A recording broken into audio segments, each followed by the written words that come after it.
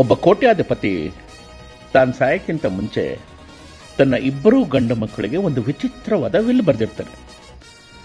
ಆ ವಿಲ್ಲಲ್ಲಿ ಏನು ಬರೆದಿರುತ್ತೆ ಅಂದರೆ, ನಿಮ್ಮಿಬ್ಬರ ಕುದುರೆಗಳಲ್ಲಿ ಯಾವ ಕುದುರೆ ರೇಸ್ನಲ್ಲಿ ಫಿನಿಷಿಂಗ್ ಲೈನ್ ಅತ್ಯಂತ ಸ್ಲೋವೆಸ್ಟ್ ಅಂದರೆ ನಿಧಾನವಾಗಿ ದಾಟುತ್ತೋ ಆ ಕುದುರೆಯ ಯಜಮಾನನಿಗೆ ತನ್ನೆಲ್ಲ ಆಸ್ತಿ ಹೋಗುತ್ತೆ ಅಂತ. ಅದರಂತೆ ಅಣ್ಣ ತಮ್ಮಂದರಿಬ್ಬರು ಅವರವರ ಕುದುರೆಗಳನ್ನು ರೇಸ್ ಗ್ರೌಂಡಿಗೆ ತರ್ತಾರೆ. ಯಾವ ಕುದುರೆ ಲಾಸ್ಟಿಗೆ ರೀಚ್ ಆಗುತ್ತೋ ಅಂದರೆ ಫಿನಿಷಿಂಗ್ ಲೈನು ಸ್ಲೋ ಆಗಿ ರೀಚ್ ಆಗುತ್ತೋ ಆ ಕುದುರೆ ಯಜಮಾನನಿಗೆ ಆಸ್ತಿ ಹೋಗುತ್ತೆ ಅನ್ನೋ ಕಾರಣದಿಂದ ಇಬ್ಬರೂ ಅಣ್ಣ ತಮ್ಮಂದಿರು ಅವ್ರ ಕುದುರೆ ಮೇಲೆ ಕೂತು ರೇಸ್ನ ಶುರು ಮಾಡೋದು. ಎಲ್ಲಿ ನಿಂತಿರ್ತಾರೋ ಅಲ್ಲೇ ನಿಂತಿರ್ತಾರೆ. ಜನ ಕಾಯ್ತಾರೆ ಕಾಯ್ತಾರೆ ಕಾಯ್ತಾರೆ, ರೇಸ್ ಶುರು ಆಗಲ್ಲ.